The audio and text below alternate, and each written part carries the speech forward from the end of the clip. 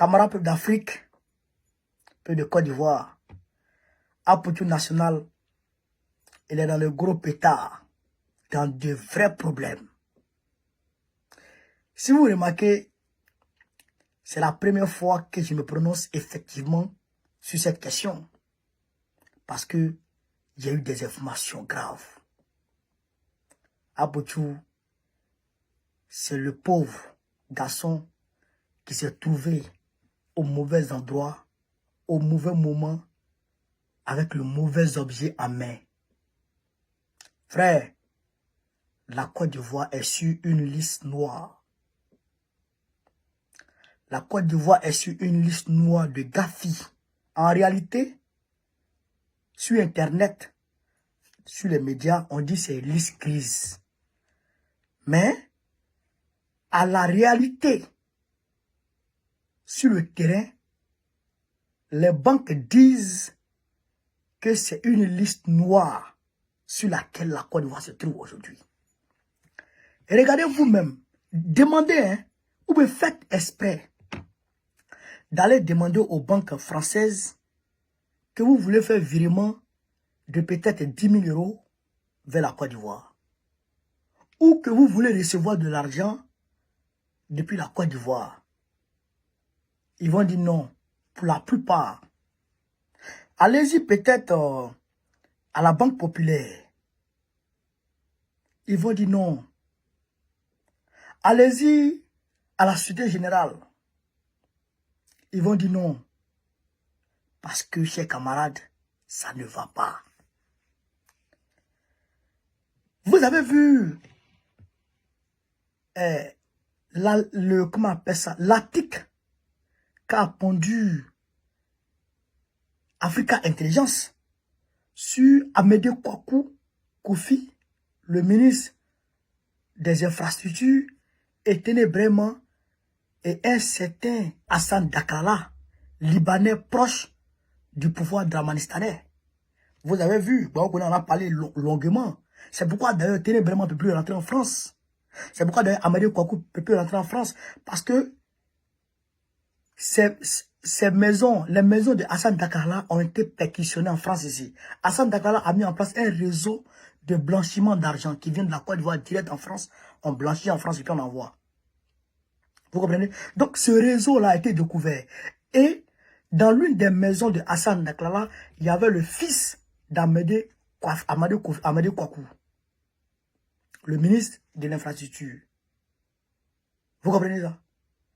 Et donc, quand son fils a été attrapé, dans l'autre appartement, il y a eu des fortes sommes d'argent en liquide qui ont été retrouvées, qui ont été saisies, et les véhicules de luxe d'Hassan Dakala qui ont été saisis. Aujourd'hui, Hassan Dakala lui-même ne peut pas rentrer en France. Bon nombre des ministres de Ouattara ne peut pas rentrer en France actuellement. Et même les transactions bancaires ne peuvent pas être faites. Donc aujourd'hui, ils sont en train de geler tous les mouvements bancaires de la Côte d'Ivoire vers l'extérieur. Je vous dis, c'est quelle structure qui a fait l'opération? C'est la structure s'appelle Gafi. Le groupe Gafi. Ce groupe Gafi-là, à la réunion où la Côte d'Ivoire a été mise sur la liste grise de blanchiment d'argent, à cette réunion, il y avait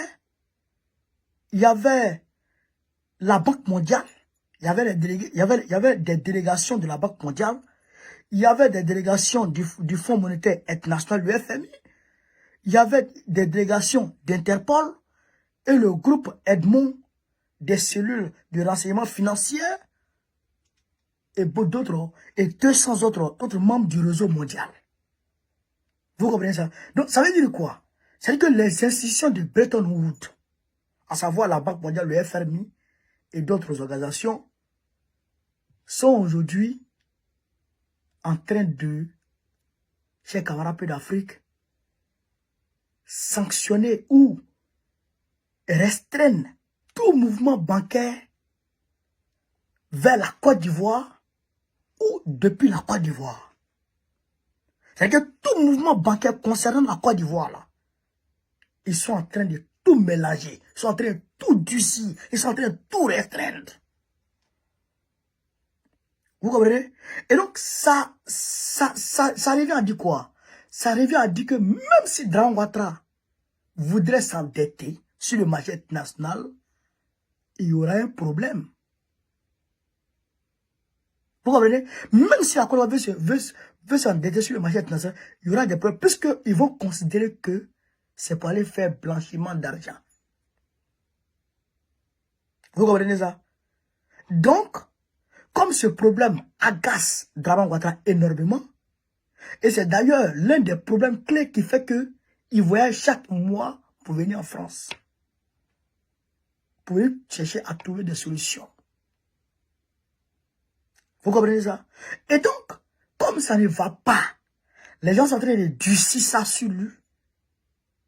Alors, pour redorer son blason, il fait arrêter Apoutou pour dire oui, pour faire croire aux gens, oui, on est en train de travailler à rattraper le coup ou à poursuivre tous ceux qui sont impliqués dans le blanchiment d'argent.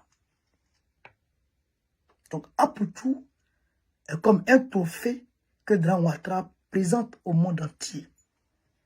Mais en réalité, pourquoi c'est maintenant que les institutions de Bretton Woods se dressent contre Ouattara? Sinon, tout le monde sait que depuis 2012, Draman Ouattara avait commencé à voler l'argent. Parce que l'argent que les 200 millions d'euros que Sarkozy a viré en Côte d'Ivoire pour payer les fonctionnaires que Gbagbo avait déjà payé en avril et en avril et comment on appelle ça, en février et avril 2011, mais ces 200 millions là ont été détournés par Draman Ouattara. On a même plus de traces de cet argent-là. Et il y a beaucoup d'autres fortes sommes qui ont été volées, qui ont été détournées. Vous comprenez ça? Et il y a eu l'affaire de drogue. On sait toutes et tous que c'est la femme de Draman Ouattara qui fait rentrer la drogue en Côte d'Ivoire. Et que c'est Apollo qui gère, je dirais, le dispatching, qui gère le ravitaillement des ghettos. On sait. Mais pourquoi depuis lors, Draman Ouattara n'a jamais fait face à ces difficultés aujourd'hui, à ces difficultés qu'on voit ou qu'on constate aujourd'hui? À l'occurrence, les restrictions bancaires. Pourquoi on n'a jamais constaté ça? Eh bien, parce qu'aujourd'hui, les Blancs, le gouvernement mondial, l'État profond, ne veut pas que Draman Ouattara soit candidat. Et comme ils ne veulent pas qu'il soit candidat, et que Draman Ouattara s'obstine à vouloir être candidat, donc ils vont le restreindre. Ils vont lancer une guerre contre lui. Vous comprenez ça? Et donc, c'est à Draman Ouattara de respecter ce que ses maîtres lui ont dit, puisque c'est eux qui l'ont envoyé au pouvoir, et c'est eux qui disent qu'ils ne veulent plus qu'il soit candidat. Donc, Draman Ouattara doit écouter ses maîtres et s'abstenir de vouloir briguer un 4e mandat. Vous comprenez ça? Comme ça, je pense que ils vont donner du mou et puis les choses vont rouler et peut-être qu'Apoutou sera libéré. Sinon, si Draman ne recule pas, même nos Orange Money, nos petits Western Union qu'on envoie à nos parents, on aura des difficultés d'ici mars 2025. Je vous dis, écrivez mars 2025. Si Draman ne recule pas, on aura des difficultés même à envoyer même à faire nos transferts de Western Union, les petits Western Union, les petits RIA de 1000 euros, 500 euros là. On aura des difficultés à les faire partir en Côte d'Ivoire. Vous allez voir. Vous allez voir. S'ils ne reculent pas, même nos banques auront des difficultés de ravitaillement. Vous allez, puisque là, le franc CFA est fabriqué en France. Ils vont fermer le robinet. Et puis ça va plus venir. Vous-même, vous allez voir. Regardez seulement. Donc, je voudrais vous dire ça. Et prier Dieu pour Apoutou.